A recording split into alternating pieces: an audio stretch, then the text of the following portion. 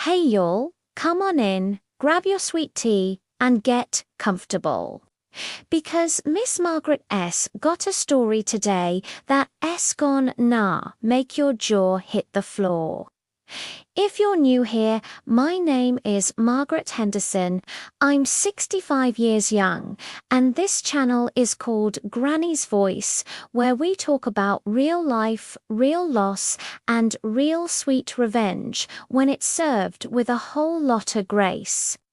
Now, do me a quick favor and hit that red subscribe button. It's free, and you'll join the best little family on YouTube. Today's special shout-out goes to Karen from Mobile, Alabama, and Donna from Winnipeg, Canada. Thank you all for being part of this family. All right, sugar, let's get into it. It had been just 2 weeks.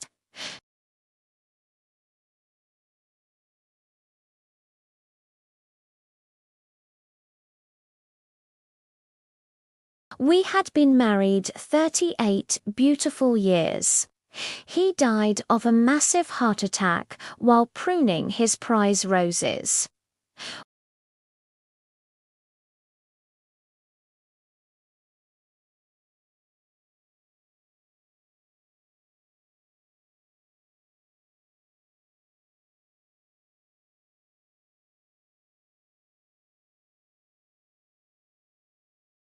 And then came the Saturday I will never forget, little Tommy's first birthday party.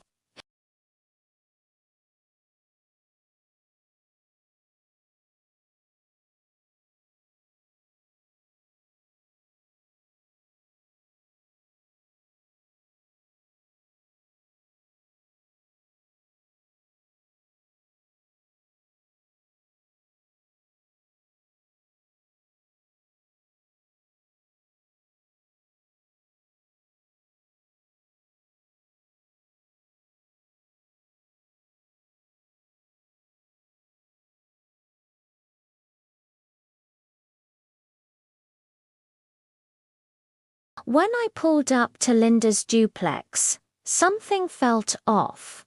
People I didn't recognize were whispering.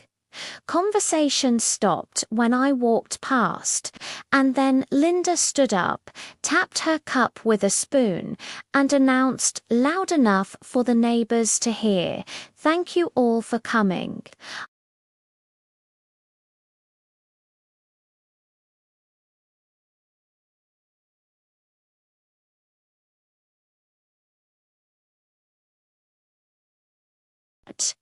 And right before Henry passed, he wrote a new will, leaving half of their $800,000 house to his biological child, the child he always wanted.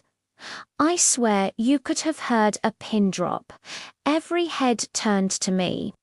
And do you know what I did? I smiled. Not a happy smile.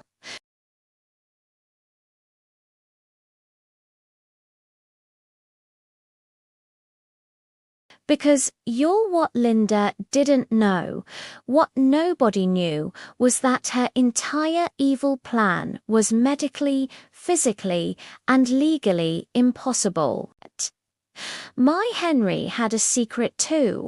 A secret that turned my sister's greedy lie into nothing but dust. But to understand how sweet this justice really is, we gotta go back.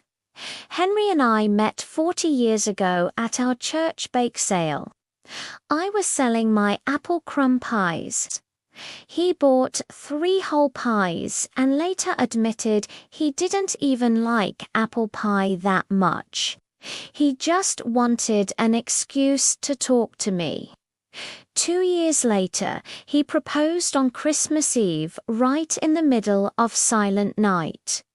We bought our house on Maple Street, perfect for the children we planned to fill it with. But those children never came. 10 long, heartbreaking years of doctor visits and negative tests. I still remember the doctor saying, I'm sorry, folks. Biologically, it may never happen. That night, Henry held me and said, Margaret, we may not have children, but we have each other, and our love is enough. And it was. It really was. Then, 4 years ago, Henry was diagnosed with prostate cancer. It was caught early, thank Jesus, but the surgery he needed was radical. The specialist sat us down and said very clearly, Mr. Henderson, after this procedure, you will be completely unable to father children ever again. It's permanent. We cried in the hospital parking lot, but we never told a soul in the family. We had learned to keep our pain private. And here's where Henry showed me just how brilliant he was. While he was recovering, he looked at me and said, Margaret, Linda's been acting strange lately. Asking how much the house is worth, asking about our will. I've got a bad feeling. If anything ever happens to me, I don't want her trying to hurt you. I thought he was being paranoid. Lord, was I wrong? The next week, he went to his lawyer, Mr. Thompson. When he came out, he handed me a thick envelope. This is our insurance policy, darling, he said. Medical records, updated will, everything. If Linda ever tries something crazy, you'll be protected.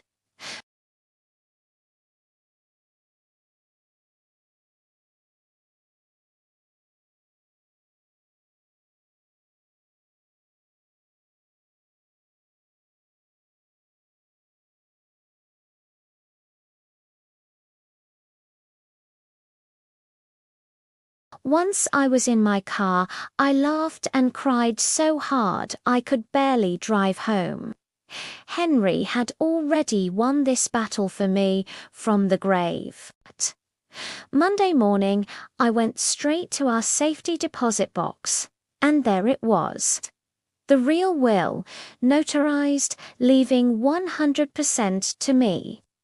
Sealed medical records proving fatherhood was impossible. For him, after 2019, a journal Henry kept of every weird thing Linda had said, and at the bottom, a letter in his handwriting, My dearest Margaret, if you're reading this, I'm gone. And Linda tried something. Use every paper in this box. Protect yourself the way I always protected you. I love you more than time itself.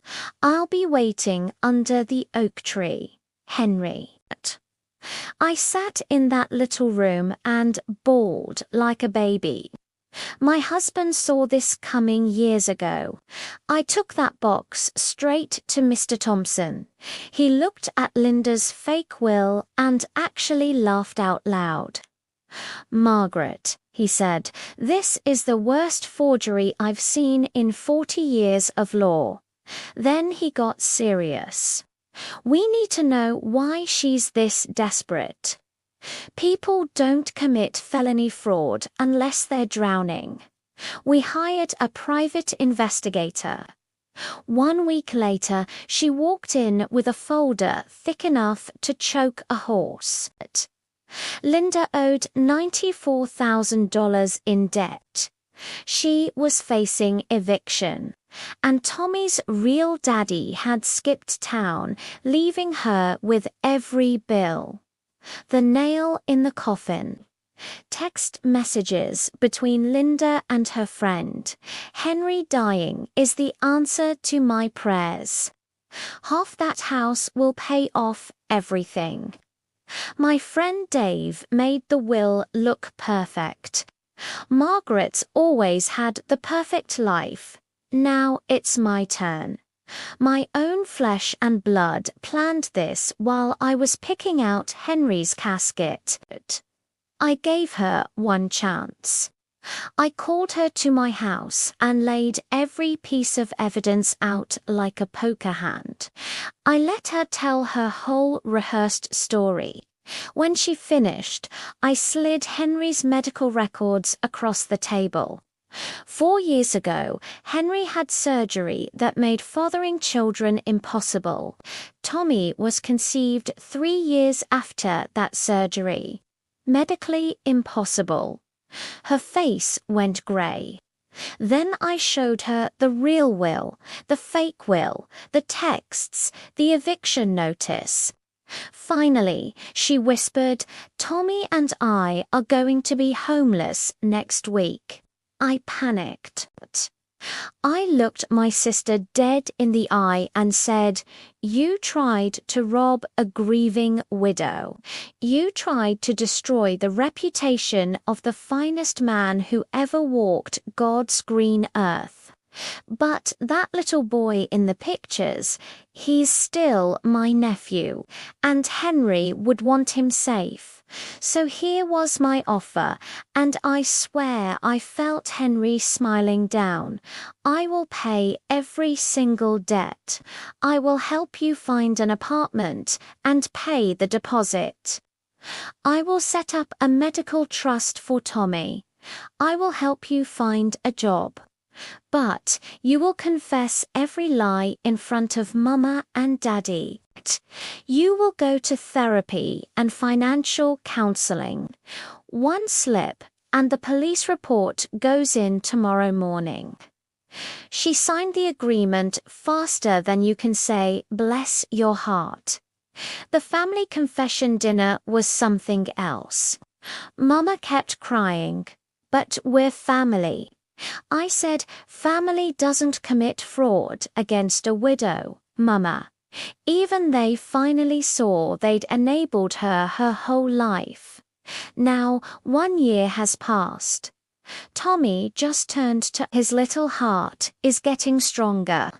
Linda has kept the same job for 10 months, the longest in her life. She's in therapy. We're not best friends, but we're peaceful, and sometimes peaceful is the best revenge. I still live in our house on Maple Street. Every spring, Henry's tulips come up like clockwork, and every anniversary, I go back to our little white church, sit in our pew, and whisper, "Thank you for protecting me, baby. I felt you every step, so if someone in your family is trying to hurt you when you're grieving, set boundaries like steel, and trust that the love of your life is still fighting for you, even from the other side." If this story helped you, please give it a big thumbs up. Comment I'm watching from, because I read every one, and welcome to the family. This is Margaret, and until next time, keep your tea sweet and your boundaries strong. God bless y'all.